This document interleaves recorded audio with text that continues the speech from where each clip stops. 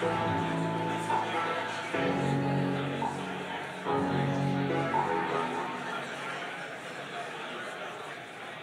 to be the hardware than it is to change the software that was running on that old hardware.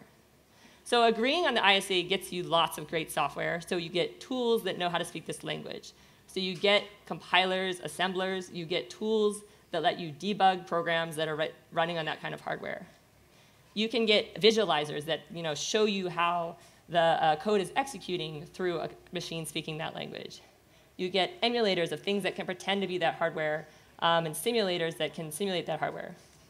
And then you get all this great stuff like documentation and programmer's guides and application notes and things that you can find when you search on the internet and you go to Stack Overflow. There's actually answers there because people are using this ISA. So it's really important to understand that an ISA is just the standard. It's just what we agree on. It's not any sort of implementation. It's just the rules. But standards are really important. They make a huge difference in the hardware world. So for example, in networking, Ethernet and TCP/IP is an open standard. It's you just go online and you can see it, and you can implement your own version of it. And I had to do this in one of my grad school classes. I didn't do that great, but students learn how to do networking this way. And there's lots of proprietary implementations as well.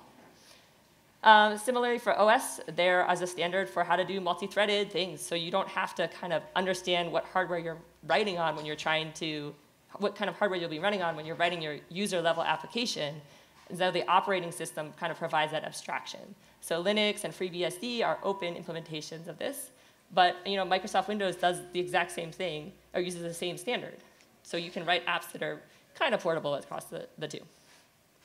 And like we said, the C high-level language is also a standard. I think your head would kind of explode if somebody told you, oh, you can't write a C program. You don't have a license for C. It's an open standard. Anybody can use it. And therefore, there are free and open compilers, GCC and LLVM. But there's also proprietary implementations of those compilers. So for example, Intel has a compiler that will make sure that C code compiles really well to run on an x86 processor. And ARM does the same thing to make sure that their stuff runs really well on ARM processors. And they don't really want the other side to see the cool tricks that they're doing, so those are proprietary implementations.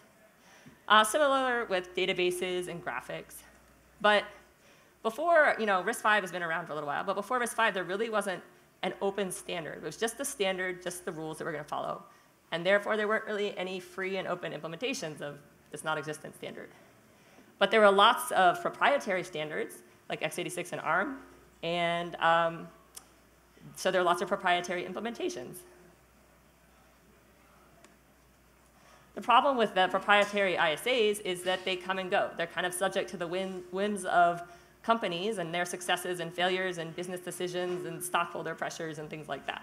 So some of these things are before my time, and Intel is now kind of x86 shop. Before that, they had different processors, different ISAs. Those are all kind of gone and retired. If you had a program that worked on those, you can't run it anymore, or you have to have an emulator.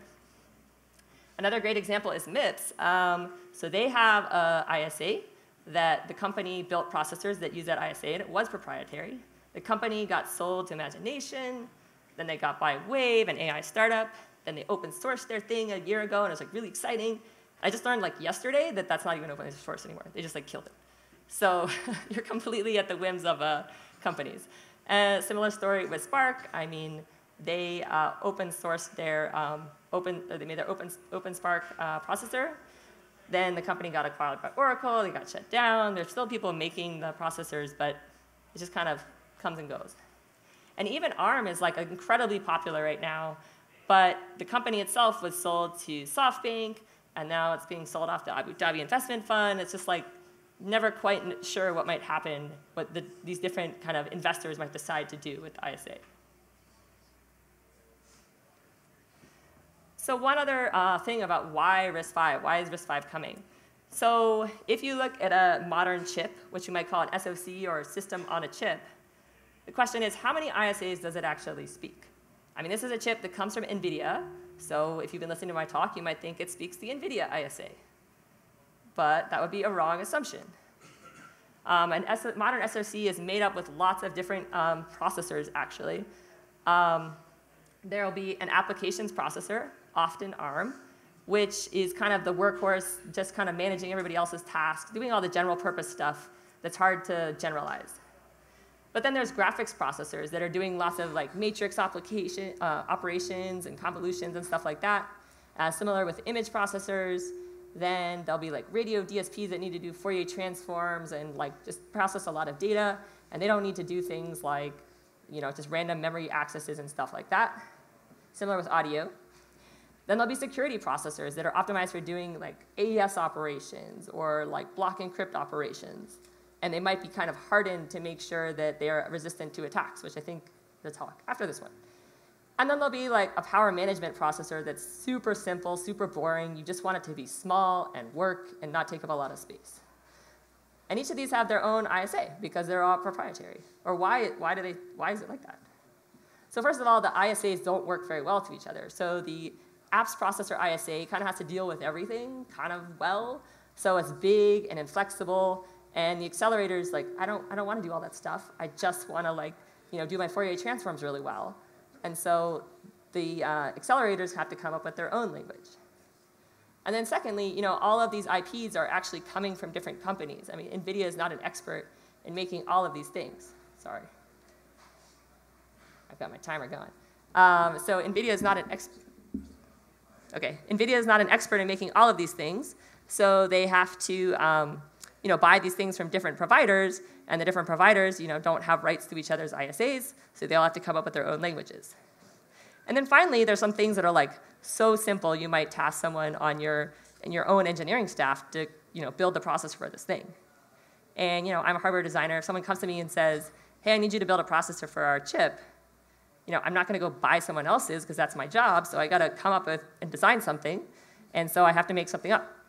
And then, I have to make up my own tool chain and everything else. So that's how we sort of end up in this mess of all these different languages being spoken on a chip. So the question is really, do we actually need all these different ISAs? Do they really have to be proprietary? And do they have to keep vanishing? So what if there was one stable, free, open ISA that everybody could use for everything? And that's really the idea behind Risc-V. So in 2010, some Berkeley students, grad students, Andrew Waterman and Yunsuk Lee, the guys on the outside in this picture, were working with their professor, Krista Asanovic, and Dave Patterson of Hennessy and Patterson fame, if you ever had to take a computer architecture class. So their group is a computer architecture research group, and they're just trying to get their research done. They've got cool ideas they want to try out, and they need some a CPU to start with that they can modify and do their cool research stuff. But choosing that starting CPU was hard. It was like getting in the way of their actual research. So they had some options. They had the proprietary option of ARM or x86, but their licensing issues, they have to go to those vendors and say, hey, can I have your core and be able to modify it for research? And these companies don't generally allow that. And for companies that they do allow it for, like Apple, they just get paid like ridiculous amounts of money. And also, even if they were given permission, it's a very complex language. These things are kind of built up over time. They've got all kinds of stuff in there, and it's not just add and subtract. There's all kinds of crazy stuff. And it's too complex as a starting point if you want to kind of add on to it. So they looked also at open source options, but at the time there weren't very many, and they're kind of making a lot of assumptions about the implementation that they were going to use. So there might be an ISA that's very tightly coupled to the CPU that implements it, which is not exactly what you want if all you want to define is a standard that anybody can implement. So they were like, all right, well, it's summer. We don't have anything else to do. Let's do this 3-month project over the summer to just start from scratch with a clean slate ISA. And they called it Risc-V with the V because it represented the fifth major ISA coming out of Berkeley. So they've been kind of doing this stuff for years, and students would come and go. But Risc-V was going to kind of take everything that they'd learned and start from scratch.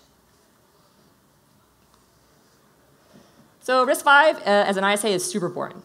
It goes back to basics. The intention was for it to be simple to learn and implement. So they want it to be a learning tool and then easy to implement so you can get onto your cool stuff that you actually want to do. But at its heart, it also makes it easy to add bells and whistles. So it's designed to be extensible. It's designed to be modular, so certain parts of it are defined, but like you can add and remove them as you see fit. And you can add your own custom stuff that you think of. And actually, it's so simple that if you go to the Risc-V website, for every instruction in the ISA, they actually trace the genealogy of the instruction back to like, the first computers or whatever that implemented it, and show that this is like, there's no new ideas here. It's just, we just picked all the stuff that we showed over years actually worked. But boring doesn't mean like slow or bad. It just means it's really easy to implement, which means you can like get on to the cool stuff and make it fast or add your custom stuff. So, they did this just for their own usage over the summer. So they were kind of doing it, and they had, their like internal website or whatever, and some papers that were being published. And as they were doing it, they were making changes. And then people outside of Berkeley started complaining, which is kind of weird because this is just supposed to be for them. So it turned out that other people were finding it really useful to have this simple, boring, easily extensible ISA published, because as the Berkeley people were doing work and like working on the tool chains and everything, other people could use it. But then they start, if you change something, then you're like, wait a minute, my computer doesn't understand your code anymore. What happened? Oh, you guys changed the ISA. This is getting annoying. So they decided in May 2014 to actually freeze the user spec. So they decided, 4 years later, after the 3-month summer project started, they kind of had made enough learnings from all these tape outs and publications that they'd done along the way. They did a ton of Kirsty is super obsessed with how do the bits actually get lined up in the instruction to make sure they'll be really easy to decode. And so in May 2014, they actually said, this is frozen. We're not going to change it anymore because people care. And then they decided to do something additional, which is to create a separate foundation called the Risc-V Foundation to maintain the standard. Because if it's at Berkeley, there's like grad students, they come and go, and people's projects languish. But the foundation was created to kind of keep this living in perpetuity. So Risc-V is the open source hardware instruction set, and it's free and open to use. And the spec was ratified in 2014, and additional specs have been ratified since then by the foundation. So the foundation is it's a membership organization. Companies or individuals or other groups can join. So there are 13 university members. There are 29 research and consulting type organizations. There are organizations who joined who do software and tools development who want to run stuff on Risc-V. There are people who do like machine learning, and they want like custom hardware for that. And so there are companies that build, design chips. And then there are companies that actually build chips that like manufacture silicon wafer chips and things. And then there's also individual members. So anyone can join the foundation. It's free. You just have to like check off a thing that says you won't sue each other. And that's literally what it says. Yeah, and it's also a worldwide movement. So Intel is an American company, and ARM is a British company. And other countries kind of like get a little grumpy when they have to just use other people's technology. So countries like India, the Indian government actually declared Risc-V the national ISA of the country. It's true. And the Chinese government is also like heavily investing in companies who say that they're going to do anything Risc-V, because they really want to like get out of the yoke of this licensing thing themselves for national security reasons as well. So the Risc-V ecosystem, the foundation is really just mandating the standard, maintaining the standard. So they have the ISA specification. It's on their website. There's repositories and things where people on GitHub, you can comment and file bugs and stuff like that. They also have golden models, so things that actually show you how the code is supposed to execute. So you can run a program through it and be like, okay, is mine doing the right thing just based on this model? And then they also have compliance tests. So if you have something, you say, I think this thing is Risc-V compliant. I want the Risc-V sticker on it. They maintain the test suite to say, okay, yep, it's compliant. You can put the Risc-V logo on it. But underneath that, there's hardware. So there's open source hardware, tons of them. Pico RV32 is the one that you've got 2 of on your badge. Rocket is the one that I work with a lot. But then there's also commercial core providers. So people who sell Risc-V cores, that's also something that I do. And then there's also companies that develop cores in-house. And they don't really, they're doing them for their own purpose, maybe for those power management CPUs and stuff. But we know that they're on their chips. And on top of that, there's the whole open source software ecosystem and the commercial software ecosystem building up on top of this specification. All right, so just to remind it and really drill in the point, what is an ISA? It's just the standard. It's not the actual piece of silicon that can execute code. It's not the chip. It's not the tools and compilers that you need to generate the code that's going to run on the chip. It's not a spec for anything else on the chip. This is also important to note. If you have something you say is ISA, the ISA is Risc-V, it doesn't say anything about, yeah, but how do I actually make the LEDs blink? There's no blink LEDs instruction. So there's something about how do I map things to pins and memory mapped, or is there special custom instructions or what? And it's not all the OSs and drivers and software that are written to that standard. And just to finish up my example of ISAs, this is the add section of the Risc-V manual that's on the Risc-V website. And you can see it's very compact. They actually have a bunch of instructions, including add in this one little section. So Risc-V is really becoming the ISA of choice for education. If you ever taken a computer architecture class, you might have used one of these two books on the outside. And those have both been kind of switched over to teach Risc-V. And this is really cool because students are learning Risc-V, and then they can come into the industry and use Risc-V. So I know when I took computer architecture, I learned some sort of fake MIPS thing, maybe. And then when I came out and started, okay, now I have to write assembly code that's actually going to work, it was x86. And I was like, I don't know this at all. What is this? And so it's really exciting to have students coming and interviewing for jobs that are yeah, I know Risc-V. I did Risc-V. And it's just it's just going to make things so much more efficient for everyone. And in the middle is the Risc-V Reader, which is a book that was written by David Patterson and Andrew Waterman, which is a really great reference. It's a little bit longer and more verbose than the actual spec. So Risc-V is also becoming the ISA of choice for researchers. I made this very scientific graph by going to Google Scholar and Googling Risc-V over the years. Apparently, you used to be able to do this with a bot, and they kind of killed it, so I had to do it manually. But yeah, I do remember the moment when I first got an email that's hey, you have a citation, and I saw Risc-V in the title, and I was like, yes, it's happening. So researchers are really starting to leverage the intention of Risc-V to make get the research done. And so one example of research, I don't know, I think this is kind of a hacker thing. So this team at MIT, they built an actual carbon nanotube microprocessor. This is the first time this has been done.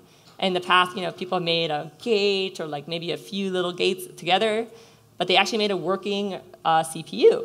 And it's actually Risc-V, which is so cool. It's half Risc-V because it's only 16 bits instead of 32 bits.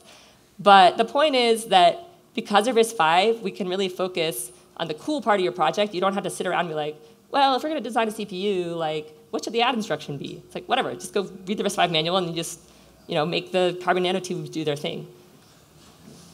So I think this is the real power of Risc-V, that it's not about the ISA, it's not a problem anymore. Just do something else. Pick that and move on. So, where do I come into all this? So I'm from Stanford, I'm not from Berkeley. So I kind of knew about this stuff.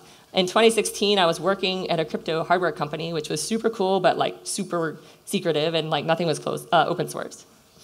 And I heard that the Risc-V inventors were starting a company to actually build Risc-V silicon. The company is called Sci-Fi. And I had evaluated Risc-V for a project, but at the time we were kind of this is cool, academic thing, but it's not really ready yet. So I was cool, I can go work and help solve a problem that I'm facing in industry, this problem of picking what processor to use. And I get to do it through open source projects? Yes, please, let me. So I joined Sci-Fi. And in that year, so the first year, we made the first commercially available Risc-V silicon. So people had taped out Risc-V chips before. A taped out a chip means you actually make a chip. But no one was selling them. So we actually made a chip that you could go on Crowd Supply and buy the board. And I think we're actually selling them on DigiKey now, the same guys. So that was in 2016. And then about a year and a half later, we did the first Linux-capable Risc-V multi-core chip. And so the question is, these are running Risc-V, so are these open source chips? And the answer is kinda. So free and open ISA does not imply open source hardware. but it allows people to make open source hardware implementations, or closed source, or a mixture. So the Sci5 chips are actually, much of it is open source, but there's things on the chips that are proprietary IP, and so those parts aren't open sourced. And Risc-V ISA says, do whatever you want to do. It's fine. Just don't lie and say it's Risc-V when it's not. That's the only thing they'll come after you for. But I think Risc-V does give you the ability to build open source hardware that's practical. So now people can build open source cores and platforms. So again, the badge FPGA, the core that's on here is open source, and it's one of many, many Risc-V cores that are open source that you can find written in lots of different languages. And then you can build a platform around that, like how do I blink LEDs once I have this Risc-V core. And you can use your open source compilers, and you can run open source OSs, and you can run a bunch of open source apps on top of those OSs. So this is one project that I did. I don't know if you can tell, but my shirt is glowing in this picture. But so basically, this started with the 32-bit embedded Rocket Risc-V core, which is open source. You can go see the stuff on GitHub. And we taped out that silicon that we talked about, and we open sourced as much of that as we could on this repo. And then we put that on the Hi-5 PCB, which is an Arduino form factor board, and we released all the schematics and everything. And then we ported Arduino runtime thing, and we called it Cinco. And we had that running on the board. And then I'm a big fan of the Adafruit stuff because it always just works. So I ported the NeoPixel library for this little matrix and got my thing to glow so that I could go to Maker Faire and hold my head up. And so I think it's really cool that I got to like touch all of this stuff, and we kind of moved things a little bit farther down or up in my picture from where we were before. Just some other examples. This is one from my coworker. He ported Zephyr OS to a similar next revision of that board, and he has all the open source demo for this. The video doesn't really work in here, but like it's a little pendulum demo. But really the point is he was able to port Zephyr OS and move that forward, Risc-V and Zephyr together. And then AB Open is a different company or different organization that took that Linux-capable board, a Linux-capable chip and a Linux-capable board and an open FPGA image from Microsemi, and they put it all together with this like really well done Linux from Western Digital, and they put it in a box, and now you have a Risc-V PC that actually you can definitely run like real apps and things. So the point of what point I'm trying to make is just because Risc-V doesn't require you to be open source, it definitely enables you to do a lot of open source stuff that you couldn't do before. So where do FPGAs come in? I'm just going to do a time check. Where do FPGAs come in? So like, why do we care about having an open source core chip? I mean, the point is that you can look at it, you can read it, you can understand it, and then you can change it. Or you can throw it away. But let's say you change the code for a core, and then you say, cool, I changed it. I went to your website and I changed your code, and now I want a new chip. It's going to take weeks or months to build that chip, just the process of like slicing up silicon and like making little masks to shine light on the wafers and like chopping it up and polishing it. Like, these are all the steps that go into actually building a chip. So that's going to take a long time. And that's assuming you actually know what you want to build. If you want to figure out what you're going to want to actually build, it's going to take months to years on top of that. So FPGAs totally solve this problem. So FPGA stands for Field Programmable Gate Array, and it's like this thing on your chip, the big guy. And what it does is it allows you to change the chip's hardware in a few minutes. So when you're loading programs onto this, and I'm sure someone will talk about this more in the workshops and everything, you can either load code onto it, that's like the program you want it to run, or you can actually load a program of what is this chip supposed to act like. So right now, it's told that you're supposed to act like 2 Risc-V cores and a bunch of other awesome stuff, but you could go in there and you could change that. And I think there's workshops about that yesterday and today. So here are 5 ways to modify a Risc-V-based design that are like actually interesting now that you have an FPGA, because you don't have to sit around waiting for a chip to come back. So you could tune the CPU that's on there.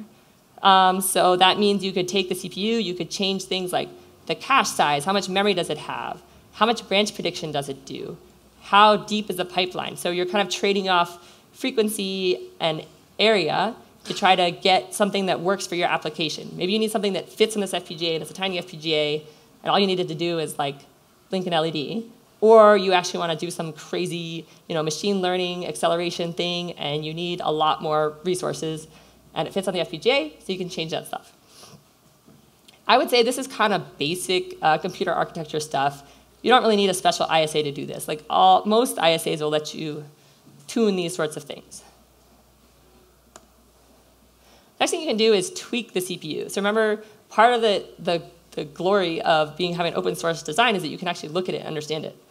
So I was having a conversation with one of my mentors in grad school, and he mentioned like, oh yeah, I think there's a patent on multiplication by 0. Like if you multiply by 0, you can just not do it, and then like saves you some power. You just know the answer is 0. So I was like wondering, do people actually do that? Like forget the patent, just like, is that something computers actually do? So I Googled it, and somebody else asked the same question on Stack Overflow, and nobody really knew the answer. And this is a 7-year-old question, so I don't know. But the point is, we can go into the FPGA CPU file and figure this out. I don't know the answer. And the point is, it's a trade-off. You can decide what you want. So if you're like, I really want the best performance, I don't want to be multiplying when I don't have to, then you could change the code to make it do that optimization. Or if you're like a security researcher, this is like making all the alarm bells in your head go off. This is terrible. Like this is not constant time operation. This is going to have terrible side channel. So I'm going to go in there and make sure it always multiplies by 0. And so this is one of the reasons that Risc-V is really exciting for security community is they can get in and look at it and say, I don't have to do some crazy analysis to figure out if this is going to be susceptible to some of these Spectre and Meltdown attacks. I can just go look at the code, and then I can fix it to make sure it doesn't. Another thing we can do is customize the ISA. So like we said, the Risc-V ISA was designed from the ground up to be extensible and modular. So the base instruction set is the I instruction set, which is really not much more than add, subtract, load, and store, basically. And so even multiply is an extension, which you're like, isn't it definitely going to need to multiply? It's like, well, you can do that with adds. You just keep adding. If you want to do divide, you just keep subtracting. So if you really don't want to waste the area for a multiplier, you don't need to. Similar with F, it stands for floating point, which is a pretty expensive piece of hardware in any case. And if you're just that power CPU controller thing, you definitely don't need, I don't know, I've never designed one of these, but you probably definitely don't need floating points. So you're not going to waste area for that. And similar with the A and D and other extensions. So the idea is the hardware is modular, and therefore the compilers know that, and the compilers are modular. And then in addition to that, there's a bunch of other extensions which are kind of in flight that are using this sort of reserved space. And those are reserved for the Risc-V Foundation standardization extensions. But there's a separate part of the space which is especially designed for people to do whatever they want. It's like the foundation promises we will never use a space. It's only for custom extensions. So if you're a company and you're like, you know what, I have something that I think is really special and it's going to make my code on my hardware work really well. I want a custom extension and I'm going to put it in this custom space. That's fine. You are like allowed and encouraged to do that. So other companies have the concept of extensible ISAs, but often the extensions are sort of baked in and they're kind of part of the product. And it's in Risc-V, it's really in your control, like what makes sense to mix and match. So another big one is you can just replace the whole CPU. So if you get this FPGA and you're like, oh, that Pico RB32 is awesome, but I designed my own thing, or I saw this other thing, I want to see how that works in comparison, you just swap it out. And if everything's done right, the software should just work. Because that is the true power of Risc-V, is that you pick the ISA first, and then you pick the implementation. Before, you had to kind of decide, like, well, let me look at how much things cost, and then I'll figure out which company I'm going to talk to, and then they're going to kind of torture me once I try to like change to the next chip that I'm going to do. But now you're just like, no, I'm using Risc-V, and if I don't find what I need today, I'm going to go to somebody else. And if I still don't find what I need, I'll just design my own thing. Let's say I start designing my own thing, and I get about 2/3 of the way through, and I'm like, ooh, wow, like, how do interrupts and debug interact again? Oh, this is getting like tricky. then you're like, that's fine. Just go back and like look for alternatives. Or go look at what other people have done and see if you can improve your implementation. But the point is, these things should be fairly interchangeable. You can also replace something that was like lower performance with something higher performance to kind of have maintain the same platform.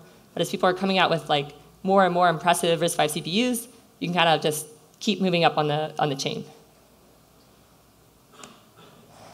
And finally, you can modify the platform. So I know we're like very used to on these sorts of badges. I know there's a cartridge, so you can like add extra hardware on the board. But with FPGA, you can actually add extra hardware in the FPGA. So I've used a few projects that I saw when I was looking around. So I've always wanted to have an FPGA driving NeoPixels because I feel like the NeoPixel code is like overly complicated for what it actually is. And so somebody actually did this project called EasyPixel. As far as I can tell, this is not an open source project. Someone can correct me if I'm wrong. But you could go read the NeoPixel spec, design some hardware that does a NeoPixel thing, open source it. Other people can put it on their badge and reuse that thing. And another example is NVIDIA open sourced their NVDLA accelerator for machine learning. And Sci5 actually has a demo where we take that open source thing and we add it to our open source Linux FPGA platform, and you kind of enhance the whole system. And all of this, you can do it in a few minutes with an FPGA. You don't have to like debug and debug. You just like try it and see if your NeoPixels blink or not.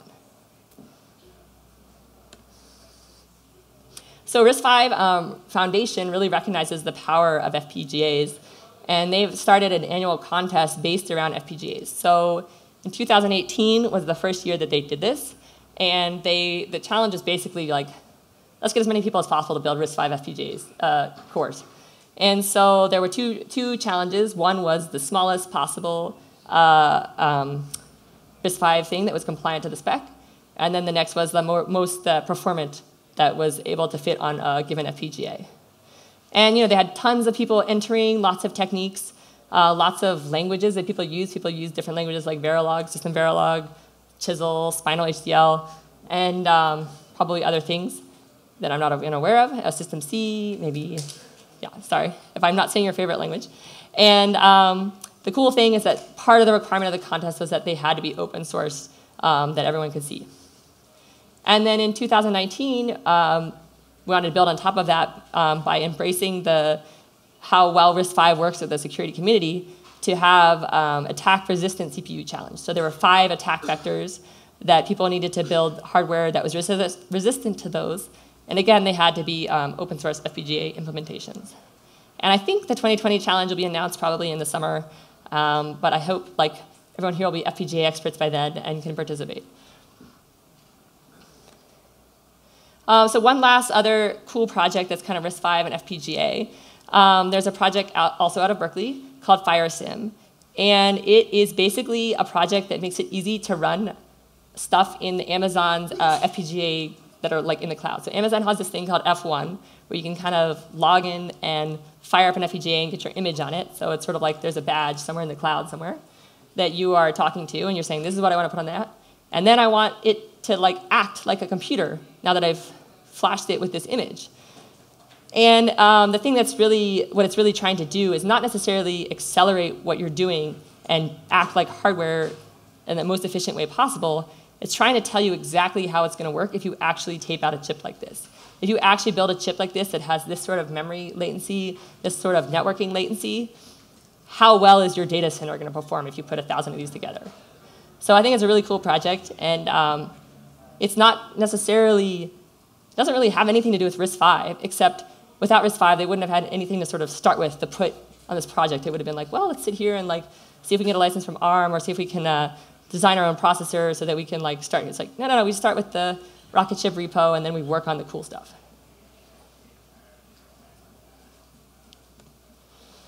So if you want to get involved in Risc-V, the organization has working groups. So when I first joined Sci5, one thing I wanted to do was actually get involved with the Risc-V Foundation. I think I was more excited about that than Sci5.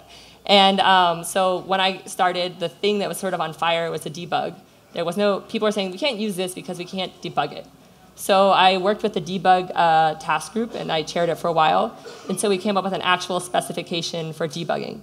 And now both open source tool like OpenOCD implements the Risc-V debug standard, and as well as tools like Seger and Lauterbach and IAR are also using the Risc-V standard. But there's lots of other working groups. Some of the hot ones right now, I think, are the vector extension task group and the security and crypto extensions task group. There's also groups that are just like in charge of figuring out this compliance question. So that's like a huge value add for the foundation. But if there's anything here that you think sounds cool, or if you have something that you think would be better, like if you got more people involved in talking about it, definitely go to the Risc-V website and see if there's a group about it. And like I said, it's free to join as an individual. You just have to check the whatever membership conditions or something. And finally, I wrote this slide, and then I came here yesterday, and I talked to a lot of people, and I was like, whoa, my information is way out of date. So I had all this stuff that I thought we needed. And so one thing was like, well, we don't have any open source FPGA tools, but like, if you flash this badge, you are just like make, and it like compiles the FPGA image, and that like blew my mind, because that did not exist a few years. So I'm really excited about, I think, Tim's talk tomorrow about SymbiFlow, which is the tool chain that actually does this FPGA that makes it possible to really go top to bottom open source.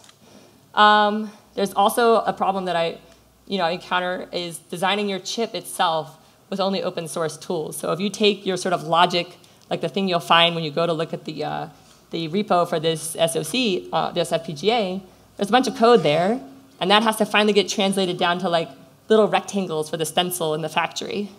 And those tools are ridiculously expensive and kind of awful, because nobody uses them because they're expensive, and so they don't have any incentive to make them better because nobody uses them. So I was really excited to hear yesterday about this Open Road project, which is trying to solve that problem in the open source. Come up with a full tool chain from Verilog to GDS. I think there's still a problem for designing an SoC with only open source IPs. So things like DDR5s and Ethernet PHYs and even USB, they are, people design them and they sell them. So they have really no incentive to open source them. I know people, like my old research group at Stanford is working on it's called Dragon-Phi, so they're working on an open source Phi. But I think there's a ton of work to be done here. And also building your chip in an open source fab. So I don't know, I think right now, like the technologies are getting smaller and smaller and smaller. If we go back in time to the ones that were really big, so like, at some point it's big enough that you could actually make it with like an X-Acto knife and like stuff. I think the hard part is the chemicals, right? So I'm curious to see if anybody can actually come up with an open source fab similar to like a MakerBot type thing. And I know this is a hardware conference, but also software is so important. So if you like porting things, if you like using your RTOSes and operating systems, and you've got different languages like you like to see running, software is really important to kind of help this ecosystem spread. So thank you very much. Let's talk about your projects this week, and I'm really having a great time at this conference.